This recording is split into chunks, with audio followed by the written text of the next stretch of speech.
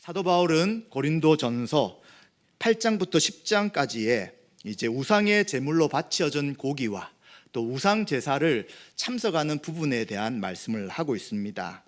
믿음이 강하다고 생각하는 일부 성도들은 바른 지식이 있었습니다. 세상에 우상은 없다, 하나님만이 신이다. 그래서 없는 것에 제사 드렸던 고기나 또 없는 것에 함께 참여하는 것은 문제가 되지 않는다라고 생각하며 그들은 고기를 먹고 이방신의 제사 지내는데 참여하는 자들이 있었습니다. 문제는 그들 행동으로 인해서 선한 양심을 가지고 또 그것이 죄라고 생각하는 사람들이 이제 용기를 내어 그 자리에 참여하게 되는 것입니다. 그렇게 할 때 믿음으로 행하지 않는 그들의 행동으로 인해 꺼리낌한데 이거 죄인데 라고 하면서 참여했을 때는 결국 그것은 죄가 되는 것이고, 그 일로 인하여 약한 성도가 이제 시험에 빠지고 신앙에 넘어질 수 있다는 그러한 말씀을 8장에 하였습니다. 사도 바울은 그래서 지식은 교만하게 하지만 사랑은 덕을 세운다 말씀하면서 아는 것 중요하지만 이 아는 것은 항상 사랑을 통해서 그 아는 것이 나타나야 된다라고 권면하였습니다. 그리고 그는 8장 13절 마지막에 뭐라고 이야기했냐면, 만약 나 때문에 나로 인해서 형제가 실족한다면 자신은 영원히 고기를 먹지 않겠다라고 말하면서, 만약 고기 먹는 나의 자유 때문에 연약한 지체가 넘어지고 시험에 든다면 나는 다시는 고기를 먹지 않겠다라고 권면하였습니다. 따라서 성도의 삶은 내가 하고 싶은 대로, 내가 믿음이 강하다고 해서 마음대로 할 수 있는 것이 아니라 항상 옆에 있는 연약한 지체들의 우리의 신앙은 제한된다는 것을 8장에 이야기하였습니다. 그리고 오늘 살펴볼 9장은 8장 9절에 있는 말씀처럼 너희의 자유가 믿음이 약한 자들에게 걸려 넘어지게 하는 것이 되지 않도록 조심하라 라는 말씀을 했는데, 그 말씀을 내가 어떻게 실천하고 있는가? 바울은 그 말씀을 이렇게 실천하고 있다는 것을 통해서 이제 고린도 성도들을 권면하는 부분이 9장이라고 할 수 있습니다. 9장을 크게 두 가지로 나눠보면, 첫 번째 부분은 자신은 사도이지만 그 사도의 권리를 쓰지 않고 포기하는 삶을 살았다라고 이야기하고요. 그리고 두 번째는 나는 자유인으로서 자유롭게 살아갈 수 있지만 이 자유를 성도들을 위해 포기했다라는 두 가지를 이야기하면서 자유와 권리를 포기하는 삶이 성도의 삶이며 예수님의 삶을 따라가는 성도의 삶이라는 것을 이야기해 주고 있습니다. 이러한 내용을 하나씩 살펴보며 같이 은혜를 나누고자 합니다. 먼저 사도 바울은 1절, 2절에 네 가지 질문을 던집니다. 이 질문은 답변을 요구하는 질문이 아닙니다. 보통 우리가 남녀 관계 속에서 어떤 질문을 하되 이제 답을 요구하지 않는 질문을 던질 때가 있는데, 서로가 좀 차이가 있어서 잘 이해하지 못할 때가 있습니다. 마찬가지로 사도 바울은 답을 요구하는 것이 아니라 이것은 그냥 예스다, 그렇다라고 하는 것을 반문하듯이 질문합니다. 내가 자유인이 아닙니까? 나는 자유인이다 라고 하는 것이죠. 내가 사도가 아닙니까? 나는 사도입니다. 내가 우리 주를 보지 못했습니까? 나는 우리 주, 부활하신 주를 보았습니다. 주 안에 생한 나의 일의 열매가 여러분이 아닙니까? 이러한 수고의 열매, 그 열매가 바로 여러분입니다 라는 네 가지 반문을 통해서 이 네 가지를 답하도록 하는 것입니다. 사도 바울은 이것을 통해서 내가 여러분들에게 그리스도의 복음을 전했습니다. 그리고 이 복음을 전했기 때문에 여러분 믿게 되었고 지금 함께 이렇게 고린도 교회에서 신앙을 생활하고 있습니다. 그래서 다른 사람을 몰라도 여러분들은 나를 사도로 알고 있고 사도로 인정하며 믿고 있습니다 라는 것을 먼저 이야기합니다. 왜 이런 이야기를 시작할까요? 그 뒤에 있는 이야기를 이어가기 위해서 이 이야기를 먼저 합니다. 3절 6절에 보시면 고린도 교회 일부 성도들이 사도 바울을 비판합니다. 무엇 때문에 비판하고 있냐면, 사도 바울이 특이하게도 다른 사도들은 다 사역하고 수고할 때 사례와 후원금을 받는데 사도 바울만 바나바만 그것을 받지 않는 것이죠. 그래서 이러한 것에 대해서 비판하고 있는 일부 사람이 있었습니다. 사실 지금으로 보면 잘 이해가 안 되죠. 지금 만약 제가 또 우리 사역자들이 사례 안 받고 일하겠습니다, 그럼 여러분들이 비판할까요? 아니죠. 너무 좋은 결정입니다. 교회 재정도 어려운데 그렇게 하십시오 라고 말할 것입니다. 그래서 비판할 거리가 안 돼요. 그런데 지금 바울에게 이런 비판을 한다는 것은 그 당시 상황과 조금 차이가 있는 것이죠. 당시에 고린도를 비롯한 여러 도시에서는 철학이나 지혜를 전하던 순회 철학자들이 많이 있었습니다. 그런데 이들은 세상의 지혜나 철학을 강의하는데 그냥 강의하는 정도가 아니라 교습하는 거예요. 이제 이야기를 하면서 그 돈을 받는 것이죠. 그래서 그 대가를 받아 생계를 꾸렸던 사람들이 그 말을 하거나 철학을 하는 그러한 사람들의 방식이었습니다. 만약 바울이 복음을 전할 때 사람들이 복음을 세속적인 철학으로 오해한다면, 그들처럼 돈을 받는다면 오해할 수 있죠. 또 일부 사람들이 복음을 받아들이려면 내가 돈을 내야 되는 것은 아닙니까? 라는 오해로 인해서 복음을 거부한다면 이것은 복음 전하는 바울에게는 큰 어려움이 되는 것이죠. 한 사람이라도 자신이 돈 받는 것 때문에, 사례를 요구하는 것 때문에 실족하거나 넘어지지 않기 위해서 자신은 그동안 사례를 요구하지 않았고 스스로 자비량으로 텐트를 만들면서 이렇게 스스로 사역을 한 것이다 라고 이야기하는 것이죠.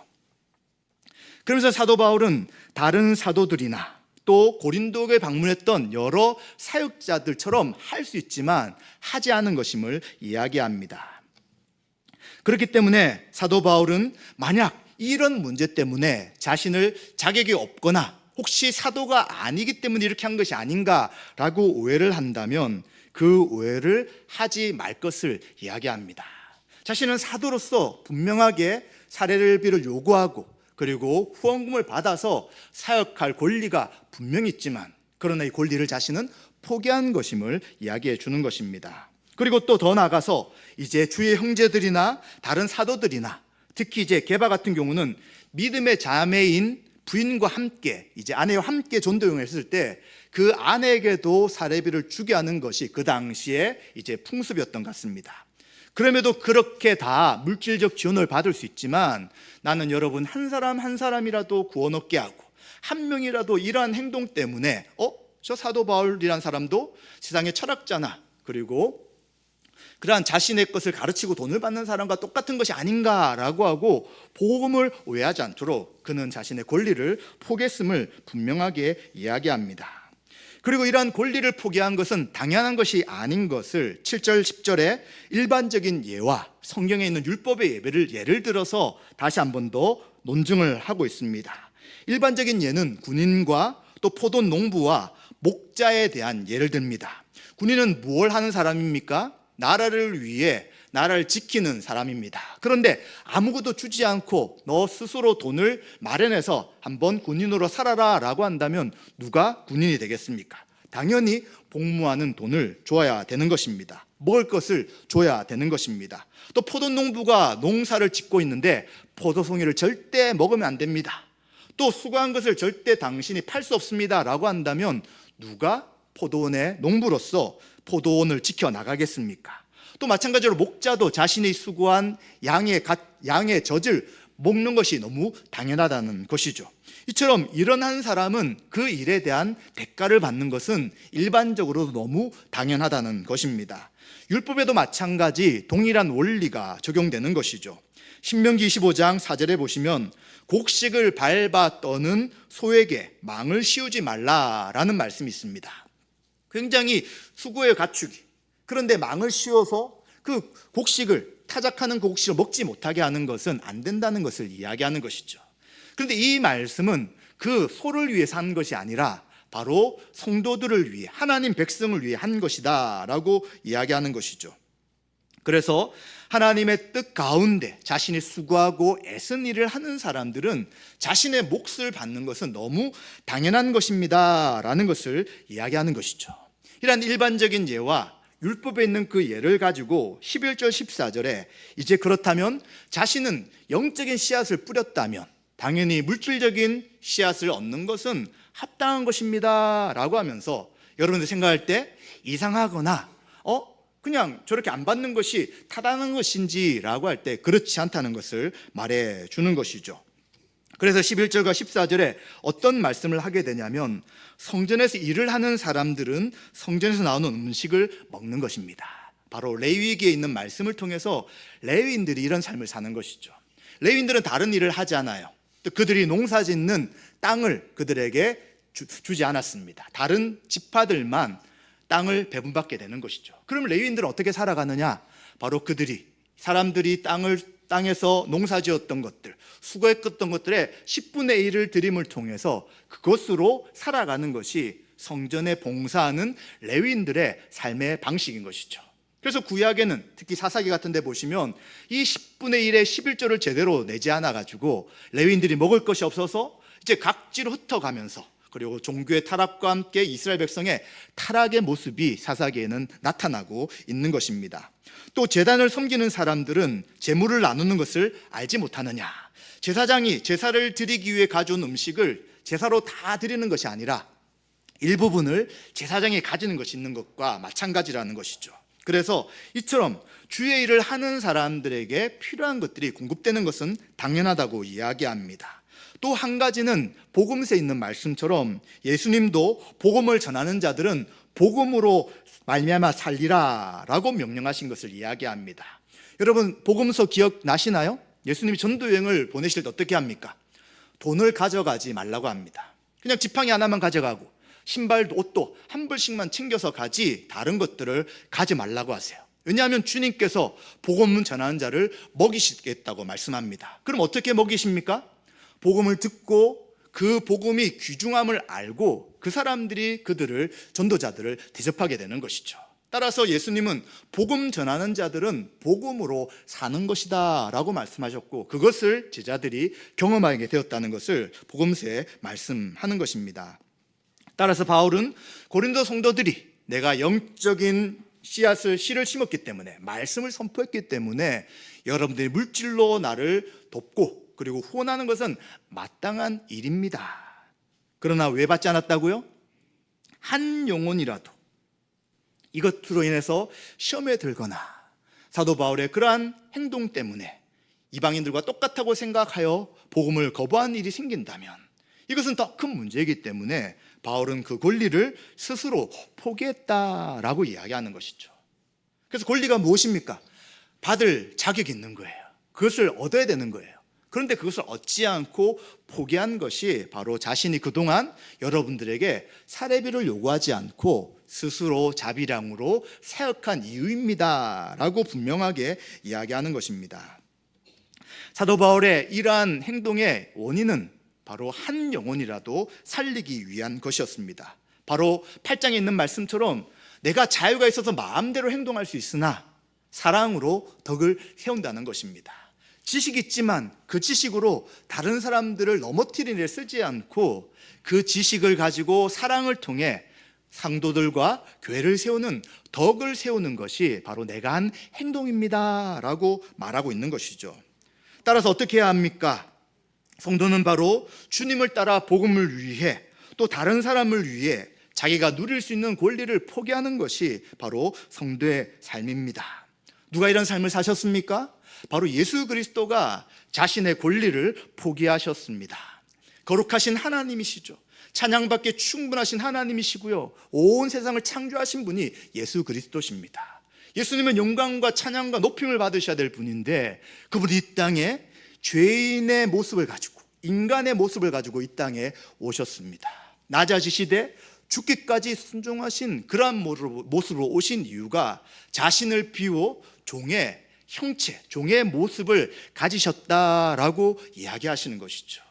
예수님이 그러한 삶을 사셨다면 당연히 우리 성도의 삶 속에서도 나 이거의 권리입니다, 나 당연히 이렇게 대우받아야 됩니다 라고 하는 것이 아니라 우리의 권리와 우리가 누릴 것들을 포기하는 것이 주님이 가신 걸음, 주님이 걸어가신 십자가의 길을 함께 동참하는 것이다 라고 말할 수 있습니다.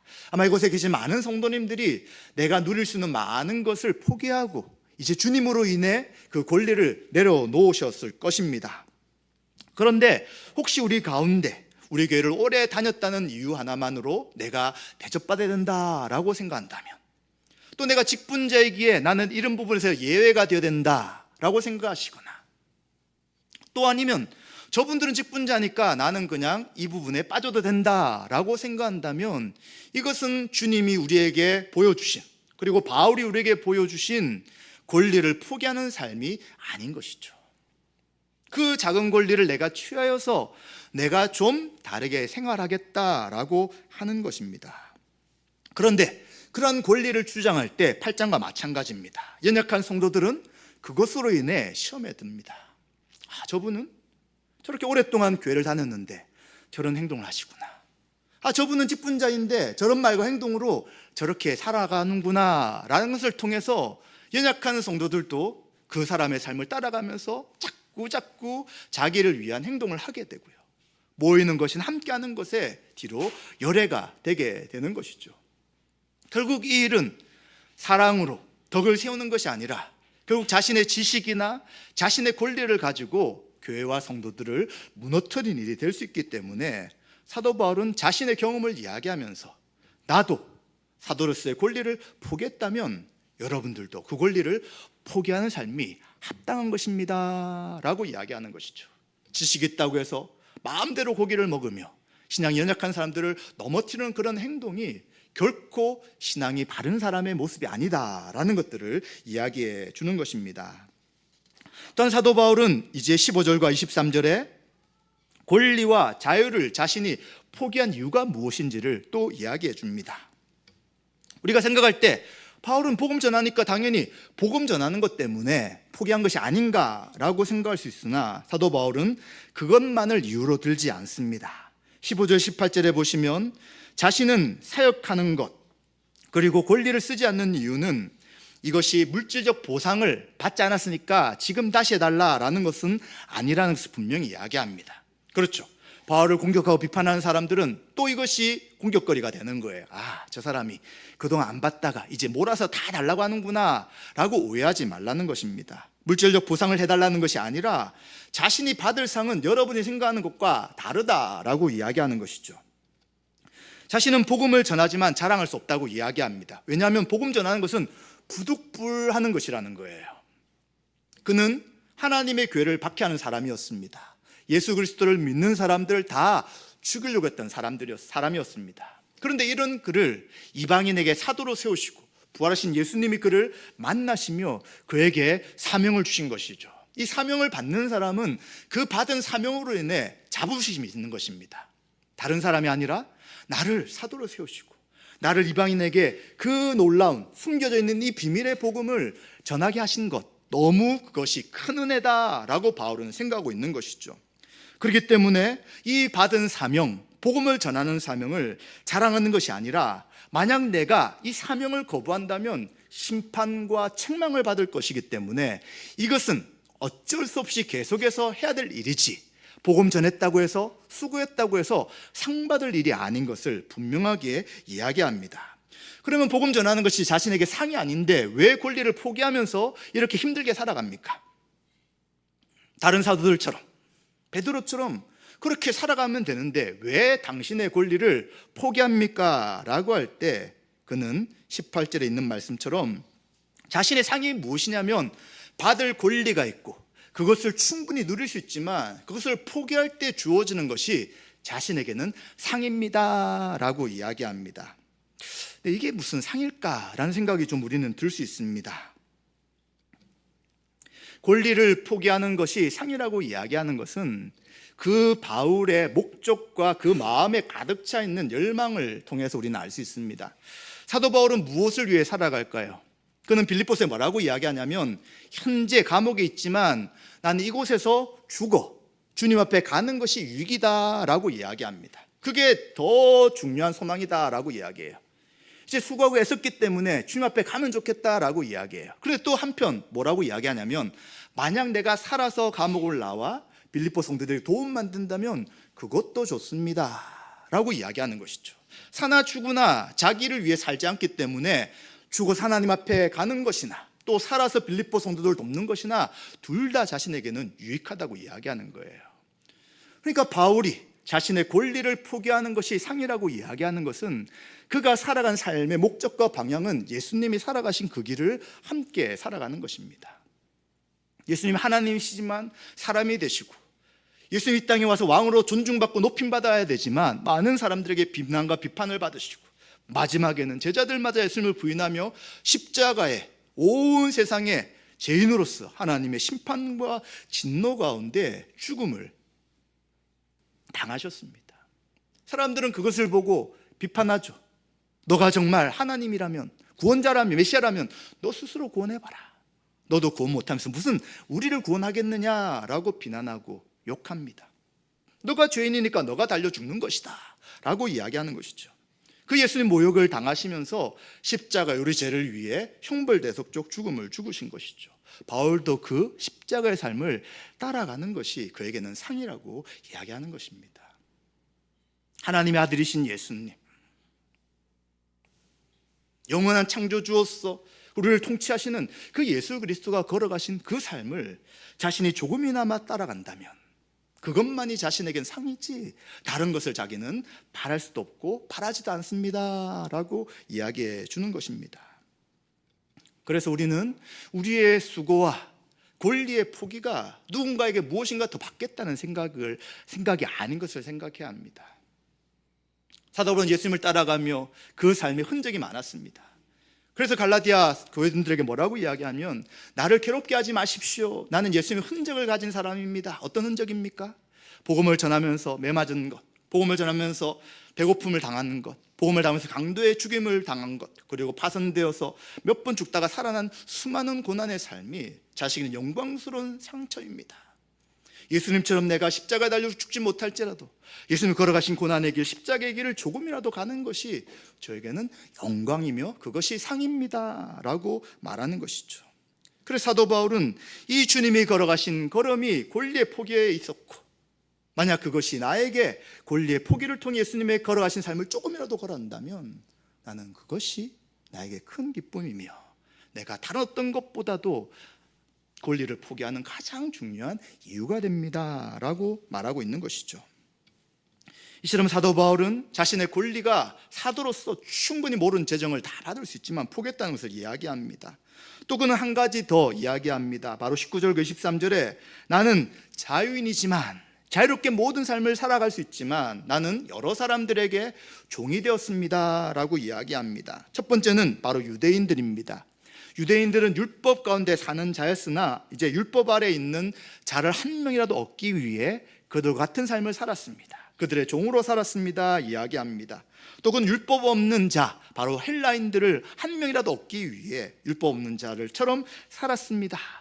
또 그는 약한 자를 얻기 위해서 약한 자와 같이 되었습니다 라고 이야기하며, 자신은 그렇게 하지 않아도 충분히 되지만 그들의 상황 가운데 들어가서 그들과 함께 먹고 마시며 그들에게 십자가의 복음을 전하여 한 사람이라도 복음 가운데 돌아올 수 있도록, 구원받을 수 있도록 하는 삶을 살았음을 이야기하는 것이죠. 그래서 그는 이러한 모든 자유에 대한 포기가 바로 복음에 함께 참여하기 위함이다 라고 23절에 이야기합니다. 복음에 참여한다는 것은 복음을 전파하는 데 함께 동참한다는 뜻도 될 수 있지만, 더 중요한 이유는 바로 주님 재림하실 때 최종적 구원을 받으며 이 세상에서 그리스도 안에 약속된 복을 충만히 누린다는 그것이 더 중요한 의미로 담겨져 있습니다. 즉 복음의 유익을 이 땅에서 함께 누리겠다라고 말하는 것이죠. 복음의 유익은 마찬가지입니다. 그는 예수 그리스도를 제대로 알지 못했습니다. 어떻게 인간을 감히 메시아라고 말할 수 있을까? 어떻게 인간을 하나님이라고 이야기할 수 있을까라는 그 유대인적 사고에서 예수님을 받아들이기 어려웠습니다.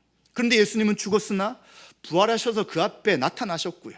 그리고 예수 그리스도 행하신 모든 사역이 바로 성경에 약속된, 구약에 약속된 메시아의 사역인 것을 알게 됨을 통해 이제 그는 모든 인생을 주를 위하여 살아가게 되었습니다. 그래서 그가 기뻐하는 삶이 무엇이냐면, 그 복음의 사역에 함께 동참해서 한 사람 한 사람이 예수님 믿고 돌아오며 또 그들이 변화받아 믿음의 삶을 살아가는 그것이 자신에게는 가장 큰 기쁨과 부유함이었음을 고백하는 것이죠. 그렇기 때문에 예수님도 하나님이셨으나 하나님으로서의 그 자유, 높임받고 존중받고 찬양받고 영광받는 그 자유를 포기하시고 종의 모습을 가지고 인간처럼 되셔서 그 낮고 낮은 삶을 사신 것처럼 사도 바울도 복음을 위해 유대인들과 이방인들과 연약한 모습으로 그들 한 명이라도 구원 얻게 한다면 이것이 자유를 포기한 합당한 가치가 됩니다 라고 말해주는 것이죠. 이러한 이야기를 왜 합니까? 바로 고린도 성도들의 일부 중에 교만하고 또 우울한 지위를 가지고 있다고 생각해서 십자가의 길이 아니 존중받고 높임받고 다른 사람보다 뭔가 좀 잘 안다고 하면서 마음대로 자유를 쓰는 그들에게 이제 참된 복음과 십자가에 동참하는 것이 바른 믿음의 삶인 것을 알려주고 있는 것입니다. 이처럼 사도 바울은 이러한 믿음의 삶, 십자가의 길을 살아가는 삶이 도대체 어떻게 가능한 것인가, 또 어떻게 이러한 삶을 살아갈 수 있는가에 대해서 24절과 27절의 마지막으로 이야기를 하는 것입니다.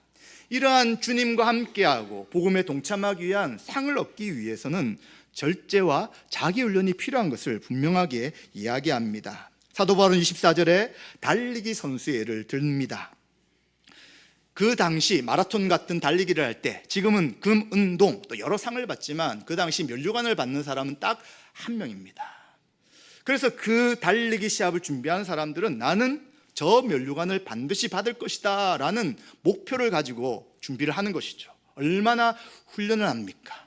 얼마나 음식을 가리고 절제하면서 그 달리기 1등하기 위해 준비를 하고 있습니까? 사실 많은 일들이 어렵지만 몸을 쓰는 일은 굉장히 어려운 일입니다. 아마 경험해 보신 분들은 아실 거예요. 그래서 옛날에 어떤 사람이 공부가 가장 쉬웠어요. 사실 공부가 쉽다고 하는 것은 또 많은 사람이 말하는 것은 아니지만 그는 그 전에 막노동을 하고 너무 어려운 육체를 쓰는 일을 했는데 공부를 해보니까 그것과 다르다는 이야기를 하면서 이제 그런 책을 쓴 내용을 보았습니다. 마찬가지죠. 상을 받기 위해 전력 질주하는 달리기 선수처럼 그러한 삶이 우리의 신앙이다라고 이야기합니다. 이 말씀은 오해하지 않아야 합니다. 신앙? 경쟁하는 것이네? 옆 사람과 경쟁해서 내가 달려나가야 되네? 그것을 말하는 것이 아니라 각자가 목표로 한 그 상을 위해서 한 걸음 한 걸음 달려가는 것은 절제와 인내가 필요하며 끝까지 나가야 되는 신앙의 경주라는 것을 이야기해 주고 있는 것입니다. 또 이들은 운동선수들은 그가 받는 면류관은 썩어 없어지는 것입니다. 존경과 명예는 있을 수 있지만 이 상은 받았다가 몇십 년이 지나면 다 없어지는 것이죠.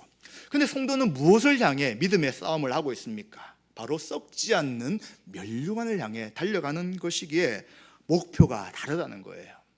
썩는 것을 위해서도 저렇게 절제한다면 썩지 않는 믿음의 선한 싸움 앞에 우리는 계속해서 그 목표를 향해 절제하며 살아가는 것이 당연히 성도의 삶이라는 것을 이야기해 주고 있습니다. 그리고 또 그는 권투하는 사람을 비유합니다. 권투하는 사람이 눈을 감고 막 휘두른다면 허공을 휘두는 거죠. 절대 상대방을 칠 수가 없습니다. 그래서 권투하는 사람도 눈을 뜨고 맞더라도 눈을 감지 않으며 목표를 바르게 치기 위해 준비하는 사람이 권투하는 사람이라면 신앙인도 분명한 바른 방향과 목적을 향해 나가는 것이 우리의 신앙인 것을 이야기하는 것이죠. 향방이 없거나 목표 선이 어딘지, 결승선이 어딘지를 놓치거나 또 허공을 치는 것 같이 살아가는 모습은 주님의 십자가 길을 따라가거나 또 우리의 자유와 권리를 포기하는 삶이 아니라고 이야기하는 것이죠. 향방이 없거나 허공을 치지 않는 삶이라는 것은 고난의 길, 십자가의 길을 걸어가며 우리의 권리와 자유를 포기하는 삶이 바로 그러한 삶이다라고 이야기하는 것이죠.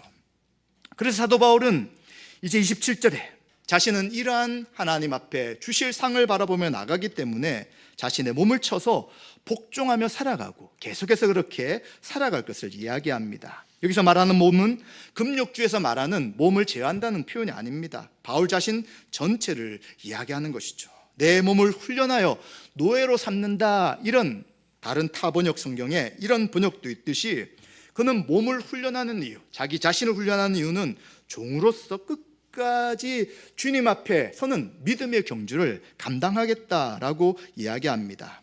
그렇기 때문에 그는 복음을 위해 절제해야 되는 것이죠.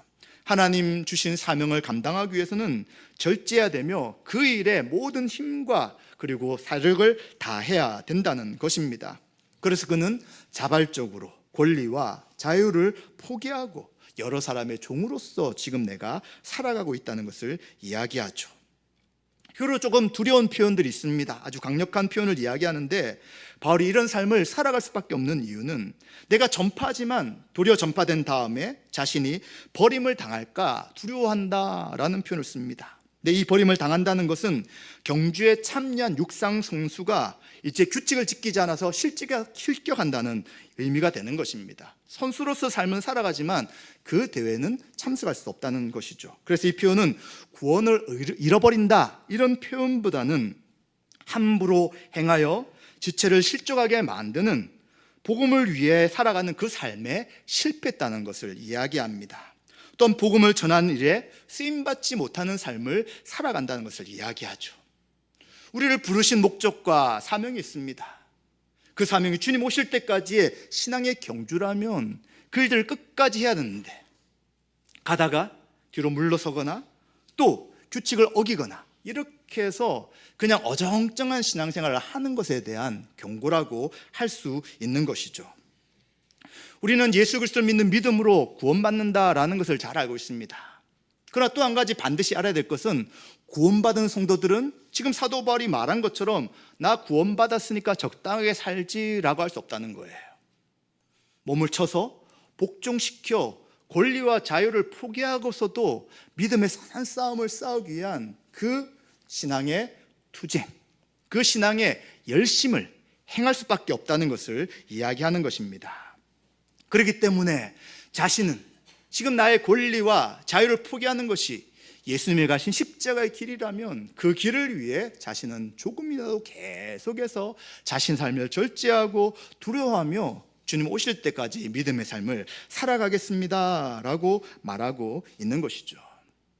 사도 바울은 이러한 이야기를 왜 하는 것입니까? 처음에 말씀드린 것처럼 지식 있다고 생각해서 그 지식으로 마음대로 행동하며 성도를 실족하고 넘어뜨리더라도 그것에 아무런 감각이 없는 그들에게 예수님이 걸어가신 십자가의 길을 저도 걸어가고 있고, 그 걸어가는 그 길은 우리에게 본토와 같고 그리고 달리와 같은 상을 받기 위한 삶이기 때문에 계속해서 그 일을 위해 절제하고 그리고 그 삶을 목표를 향해 끝까지 애쓰며 살아가야 됩니다 라고 이야기를 하는 것입니다. 여러분, 아마 이곳에 계신 많은 분들이 이러한 삶을 사셨을 거예요. 누가 그냥 대충 신앙생활 하겠다라고 하십니까? 그런데 사실 이제 12월 달을 맞이해서 1년을 돌아보면 우리의 신앙이 그렇게 만족하지 않다는 생각을 참 많이 하게 됩니다. 왜 1년을 제대로 못 살았을까? 왜 처음 1, 2월 달에 했던 그 고백과 그 결심이 잘 이루어지지 않았을까라고 할 때 좀 우리는 낙담하게 됩니다. 그러나 분명한 것은 그 고난의 길을 걸어가신 그 예수님이 성령님을 통해 지금 우리와 함께 하십니다. 그래서 그 우리 안에 계신 성령님과 마찬가지로 사도 바울 안에 계신 성령님께서 그 사도 바울이 그리스도가 걸어가신 표대를 향해 상을 향해 나가는 그 길에 전심전력하며 그리고 절제하고 자유와 권리를 포기하며 믿음의 삶을 살아가도록 계속해서 이끌어 가신 것이죠. 마찬가지로 우리 안에 계신 성령님께서 우리 가운데 그 일들을 계속 행하시는 것입니다. 자유가 있지만 그 자유를 포기케 하시고요, 권리가 있지만 그 권리를 포기케 하시며 주를 향해 나가게 하시는 것이죠. 혹시 1년 동안 삶을 돌아봤을 때 부족한 우리의 신앙이 생각된다면 회개하면 됩니다. 주님 다시 우리에게 힘을 주시고 믿음으로 선한 싸움을 감당할 수 있도록 인도해 주십시오 라고 회개하며 다시 은혜를 구하면 됩니다. 근데 만약 이 정도도 괜찮지라고 생각하는 사람들이 있다면 오늘 이 말씀을 진지하게 생각해야 합니다. 세상의 운동선수들도 그렇게 상을 받기 위해 애쓰고 수고하는데 우리의 신앙이 구원받았기에 아무것도 안 하고 가만히 있는다고 해서 그것이 합당한 것이냐 할 때 절대 그럴 수 없다는 것이죠. 그래서 성경은 만약 이러한 우리를 경계하는 말씀, 끝까지 신앙의 싸움을 하라는 이 말씀에 대해 아무런 반응이 없고 저건 딴 사람 이야기겠지라고 이야기한다면 우리가 정말 구원받았는지에 대해서 심각하게 고민하라고 이야기하는 것입니다. 구원받았는데 구원이 취소되는 것이 아니라 혹시 나는 구원받지 않았음에도 불구하고 구원받은 것으로 착각하고 있지 않는가라고 말하는 것이 바로 오늘 말씀의 27절의 그 의미라고 할 수 있는 것이죠. 말씀 마무리하겠습니다. 저와 여러분들은 다 함께 자유와 권리를 포기하며 표대를 향해 달려가는 믿음의 선한 싸움을 하고 있습니다. 다 같이 그 일에 가는 것이에요. 출발이 조금 늦을 수도 있습니다. 같은 속도를 내지 못할 수도 있습니다. 그런 우리 안에 계신 성령님께서 우리를 계속해서 이끌어 가신다면 우린 그 신앙의 길이 바로 권리를 포기하고 자유가 아니라 종으로 살아가는 일임을 생각하고 우리는 지체를 위해 믿음의 삶을 살아가야 될 것입니다. 혹시 다른 사람이 걸어가는 그 신앙의 싸움이 딴 사람 일처럼 보이거나 왜 저렇게 애쓰고 힘쓸까라는 생각이 든다면 예수 그리스도가 우리를 위해 행하신 것이 무엇인가를 다시 생각해야 합니다. 십자가 은혜가 무엇인지를 다시 한번 생각하시고요. 왜 예수님이 나를 위해 죽으셨는지, 왜 예수님이 나를 위해 고난받고 멸시받고 십자가에 모든 피를 흘리셨는지를 생각하며 그 예수님의 죽으심이 나의 죄를 위함인 것을 받아들이고 다시 구원 얻는 믿음으로 함께 믿음의 삶을 살아가야 될 것입니다. 우리는 이처럼 함께 믿음의 선한 싸움을 감당해 나가시고요.